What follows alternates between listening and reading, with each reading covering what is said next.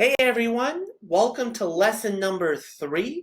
In today's lesson, we're going to learn how to complete your seller representation agreement, also known as your listing agreement, as well as an amendment for it and a termination if ever needed.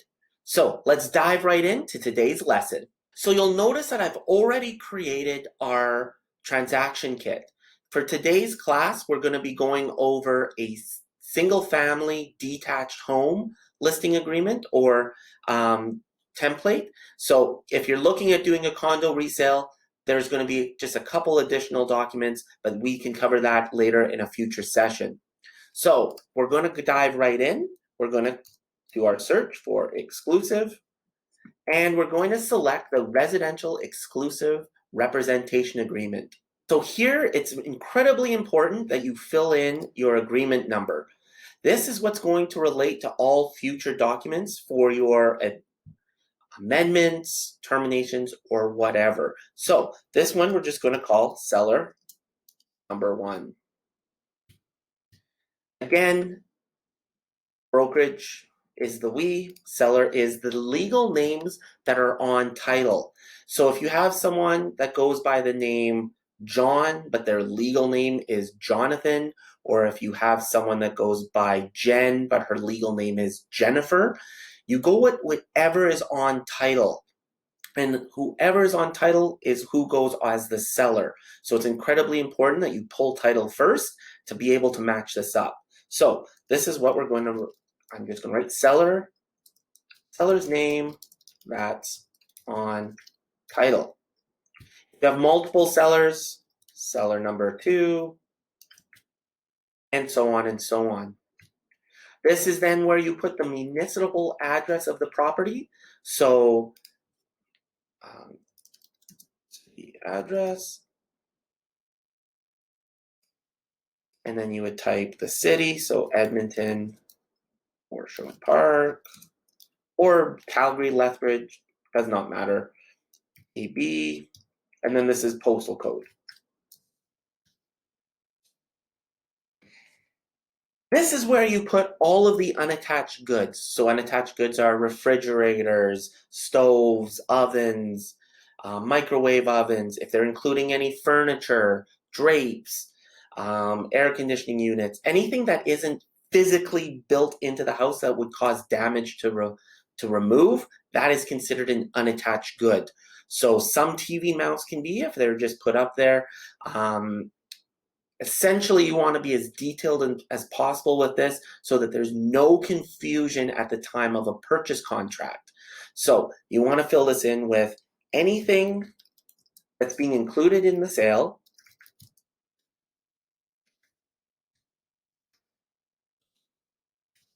that isn't attached to the home.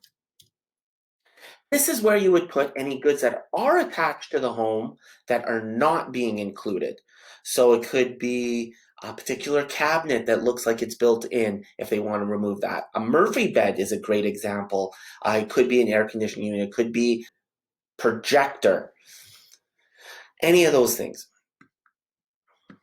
This is then where you put the legal description of the property. So this is also, again, found on title. It's also found in the tax assessment. So this is where you would be putting that plan, block, lot. If you're doing a condo, then this is where you would put that you're including the condominium property schedule. Or if you're doing a country residential, this is where you would put that. This number is the price for sale. So price of listing. This is when you want it to, how long you anticipate for it to be until possession occurs from the sale. So you can pick a specific date. So if you know someone is moving out and they need possession to be on this specific date, put in the date. Otherwise, the most common are 30 days, 45 days, 60 days, etc. And then you would put negotiable if it is negotiable.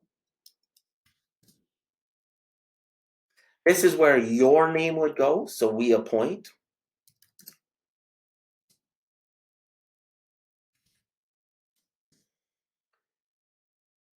And then this is when it's going to be listed on MLS.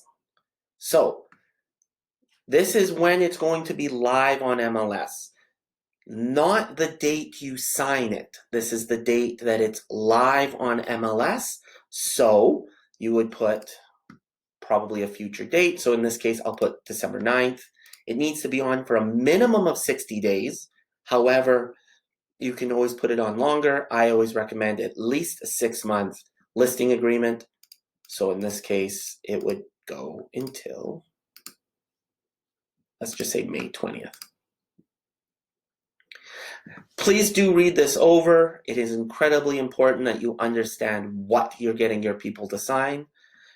This says you give us the exclusive right to offer the property for sale. We appoint you as a designated agent, create sole relationship. If the designated agent no longer is registered with us, and at your request, we will appoint another agent to cover. So then that's if you leave, then the listing can go to another brokerage or to another associate. However, that is the decision of the seller.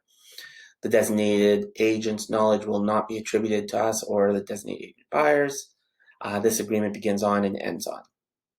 This is the responsibilities of the brokerage, and then this is your responsibilities. Again, you will notice the seller must initial every page, and so must you. So your responsibilities are the designated agent must meet their agency responsibilities in a timely manner. In addition to the responsibilities described in the guide, and that's the consumer relationship guide, you must also market the property until the property is sold under the agreement or the agreement ends. Keep you informed of their marketing activities and any resulting transaction. Tell any buyer interested in the property that you are their agent. Tell buyers of all material latent defects affecting the property that they are aware of. Help you negotiate favorable terms and conditions with a buyer. Again, you always are representing your client and trying to come up with the most favorable terms for your client. So in this case, the seller is your client. So you want to negotiate terms in favor of them, not the buyer. Help you prepare and comply a contract to sell the property. Present all offers, counteroffers, tell you anything relevant about it. This is where it states that it must go on MLS. It must be on for a minimum of 60 days. There must be compensation to the other brokerage that as part of the MLS listing agreement. And we must not exclude any industry member from being able to be seeing it. This is where they give you authorization to put a lockbox on. And then this is where you're doing any additional things. So if you were wanting to do open houses,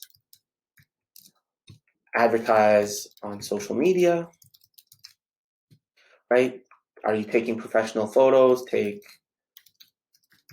professional photos and 3D tour.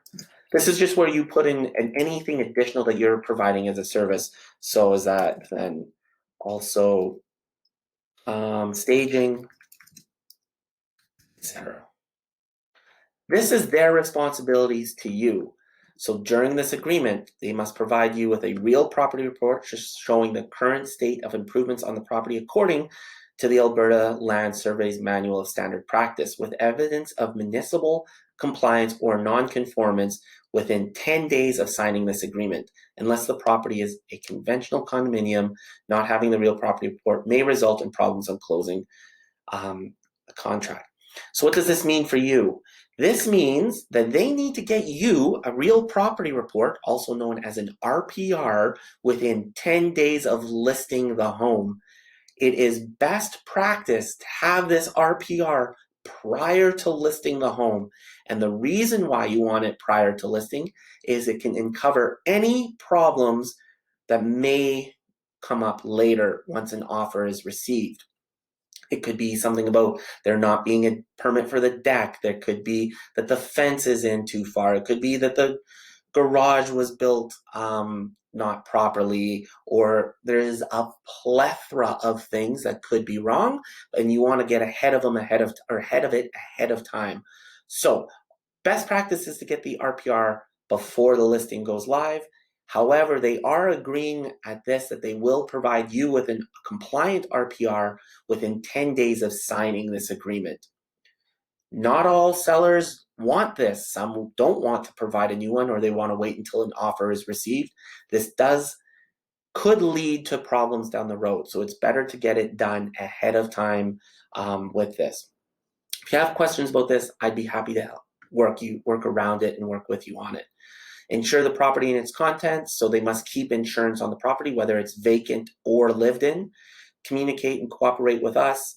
Tell us if the property condition has changed or title has changed. So that would be going into foreclosure, adding in an additional seller onto the property, changing any caveats on the property, anything like that.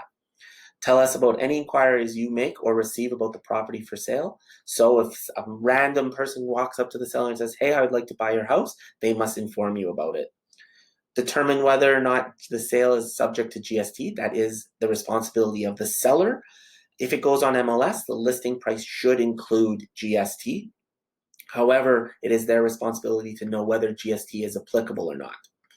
Determine and tell us if you will have enough money left over after the sale of the property to cover payments of your mortgage balance, including any payout penalties and any obligations you must pay with the sale money. So meaning, do they have enough money to pay out all the caveats on the property? That is their responsibility to figure out. Again, as a best practice, it is good for you to pull title, look at the caveats, look at all the charges, receive mortgage balances to ensure the price you're listing the property at can actually cover off everything. Best practice. Again, I always put 30 days for this. So this means if the property is listed, someone shows the property, within 30 days afterwards, they then submit an offer, even if the agreement has ended, you then still are able to negotiate on their behalf and receive your commissions. Warrants and representations. This is a big one. So definitely read this section over. It is incredibly important that you have a great understanding of what is necessary and what is being warranted and represented by the sellers when they list a property, as this is where lots of the problems occur. So you must have the authority to sell the property as described, including attached and unattached goods. No one else has a legal right to those unattached and attached goods. You have told us about all third-party rights to the property that you know about. All information you give us is true to the best of your knowledge. You warrant to the best of your knowledge the following are true. The land and buildings are currently being used according to municipal bylaws. The buildings and land improvements are entirely on the land and not any easements, right-of-ways, or neighboring lands, unless there is one registered on title, which you would be able to see by looking at it at the title. The location of buildings or improvements meet municipal bylaws and or regulations, hence why it is so important to get an RPR to ensure that this is true. The land and buildings are currently being used according to the location of the buildings and improvements met the restrictive covenants, if any. You are not a resident of Canada under the Income Tax Act. Dower consent is the next big area that a lot of people get confused. The simple way of thinking about it is how many people are on title. If there's 2 people on title, dower cannot apply. If the seller is a corporation, dower cannot apply. Is there only one person on title? Dower may apply. Next question, is that person legally married? If they are not legally married, common law does not matter, only legally married. So if they are separated but legally married, dower still could apply. If they're divorced, dower no longer applies. Common law, dower no longer complies. If they are single, widowed, dower does not apply.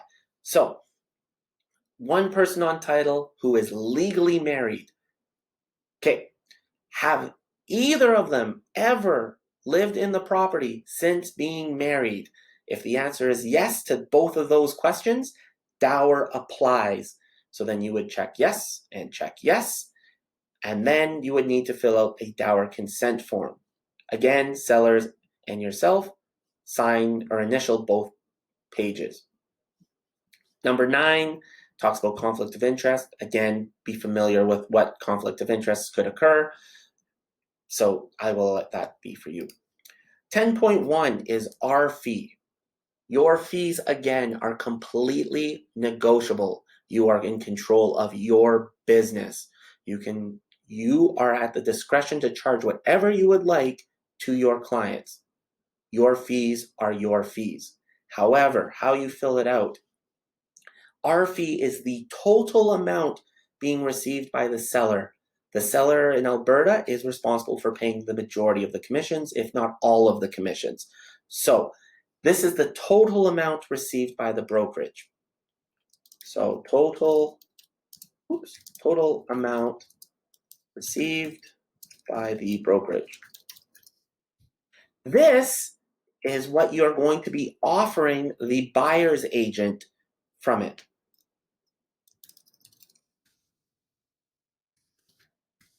So 10.1 and 10.2 cannot be the same. If they are the same, that means you are offering 100% of the commissions to the buyer's agent, which means you will not receive anything. So in the Edmonton greater area, you will hear a lot of people talk about 7 and 3. 7% on the first 100,000 and 3% on the remainder. This is a very common fee. However, it is not standard by any means. Again, you are in full control of what you decide to charge as fees. However, a very common one is 7 and 3. So you would write that going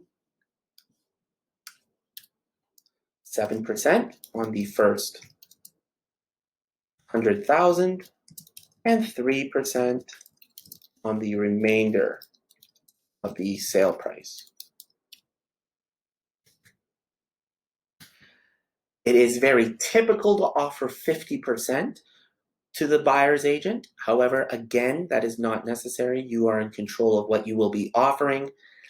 The most common offering to a buyer's agent through cooperating commission is 3.5, 1.5.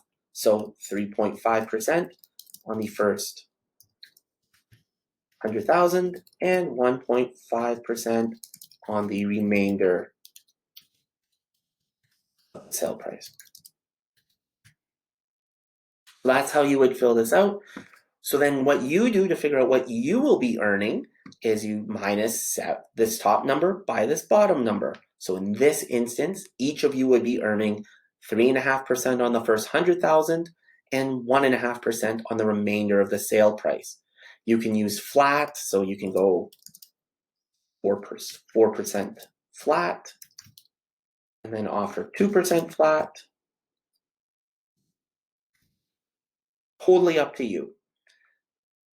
Ultimately, what you put here is what you will be putting as your cooperating commissions on your MLS sheet.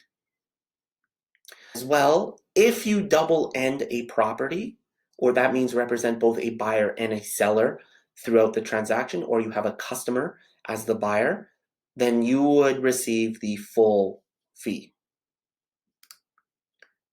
10.3, you must pay our fee if, again, this talks about, while in this agreement you enter a legally binding contract, you must pay our fee even if you don't complete the sale. Meaning, again, the sale went completely firm. All conditions were removed.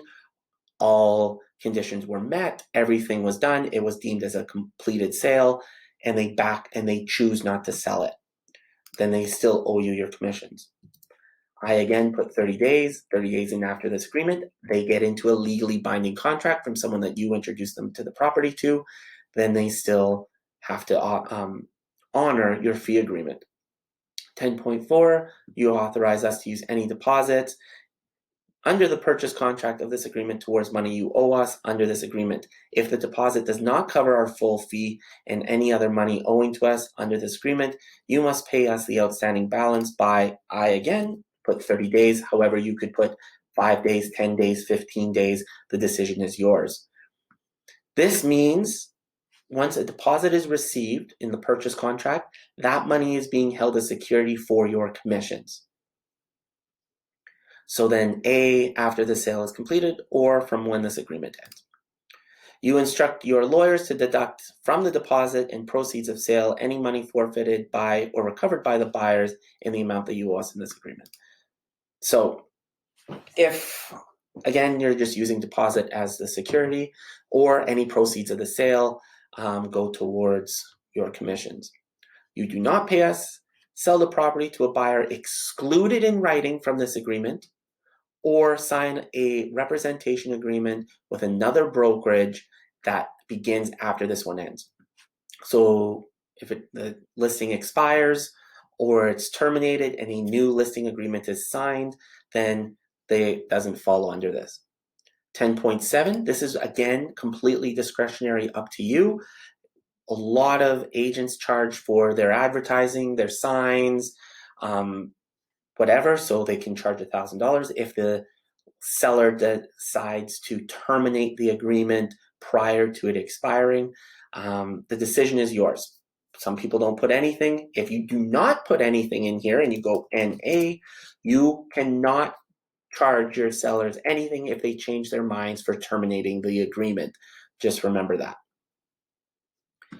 10.8, if the buyer does not complete a legally binding contract to buy the property and the buyer may forfeit the deposit, the buyer forfeits the deposit, you will pay us our fee or 50% of the forfeited deposit, whichever is less. So if there's a $10,000 deposit, you are owed $8,000 in commissions, you would then receive $5,000 in commissions. You agree that all of your interest in the land, buildings, and attached goods may be encumbered on our behalf to secure payment, all of money that you owe us under this agreement, and you agree that we are entitled to encumber the land, buildings, and attached goods under the land. This gives us the ability to put a caveat on title if someone refuses to pay your commissions. If we have to enforce any of our rights under this agreement and we are successful, you will pay us a reasonable enforcement cost, again, so that means they pay for all legal costs. We must not accept any other fees, including finder's fees, referral fees, bonuses, etc. So this again means that you have to be open and transparent with how you get paid. You cannot accept money without their consent for any referrals or anything that you give to someone else. The seller or client must be aware of how you're earning all of your money. 11, your personal and confidential information. Read this over. It is imperative that you understand that what you are doing when you're keeping their information. The next big one, ongoing obligations. Our duty is to keep you informed and keep your information confidential even after this agreement ends. 14 is a big one. So this is where you get them to check off yes or no. Are you aware of any material latent defects in the property? Yes, no. Do you know of any defects that would be expensive to fix? Yes, no. Have you received any government or local authority notices? So that means contamination notices, condemnment, they have to move out because of flooding or anything quite like that? Yes, no. Do you know of any lack of permits or developments on the property? Yes, no. If they answered yes to any of these, you then must fill out and complete a defect disclosure instruction schedule, which then must be sent off to any potential buyers that write a purchase contract. Early end to the agreement is, again, the sale is complete. You both agree in writing to end. This is the license to trade in real estate is suspended or canceled. We go bankrupt, that would be the brokerage. You materially breach. Same as your buyer representation agreement. So just be aware. So both of you can cancel a listing if you don't think the relationship is good anymore. It just has to be in writing. Other details of this, so just make sure that you are aware of any additional details about the agreement. This is where the seller acknowledges that they have read the agreement, they've received and read the guide. Again, that's the consumer relationship guide. This agreement creates a sole agency relationship with a designated agent, which is you. You have the opportunity to get independent legal advice from a lawyer, tax advisor, lender, appraiser, surveyor, constructional engineer, property inspector, or such other professionals services provided as you require before signing this agreement. So it means they have full right to have a lawyer review it. They can go out and get their own property inspection. They can go get an appraisal if they want to, anything like that. prior to signing this agreement, that is all perfectly fine. This agreement accurately sets out what we have agreed to. This is where you fill out their information. This is your information. And then this is the date that it's signed on.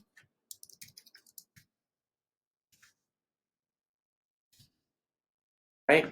Then they sign, you sign, provide them their copies. So now we're going to take a look at the exclusive seller amendment agreement. So this is where you make any changes to that listing agreement or seller's representation agreement.